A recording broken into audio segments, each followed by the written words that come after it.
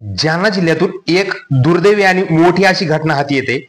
आज आंघोळीसाठी गेलेल्या तरुणाचाच पाण्यात बुडून दुर्दैवी मृत्यू झालाय। आज महालक्ष्मी सणाच्या दिवशी अंबड तालुक्यात ही दुर्दैवी घटना घडली। जालना जिल्ह्यातील अंबड तालुक्यातील अंबड भालगाव रोडवरील वरखेडा शिवारात ही दुर्दैवी घटना घडली। यात आंघोळीसाठी गेलेल्या मेंढपाळ तरुणाचा आज बुधवारी पाण्यात बुडूनच मृत्यू झालाय।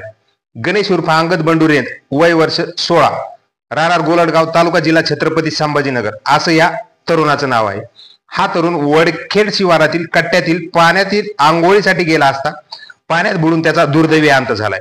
ही घटना आज मंगळवारी उघडकीस आली आहे। घटनेची माहिती युवकाचे वडील बंडू रेंदे यांनी नातेवाईक व पोलिसांना दिली आहे। घटनास्थळी पोलीस अधिकारी कर्मचाऱ्यांनी भेट देऊन प्रेत नातेवाईकाच्या मदतीने पाण्याबाहेर काढून उत्तर तपासणीसाठी अंबड येथील उपजिल्हा रुग्णालयामध्ये दाखल करण्यात आले होते।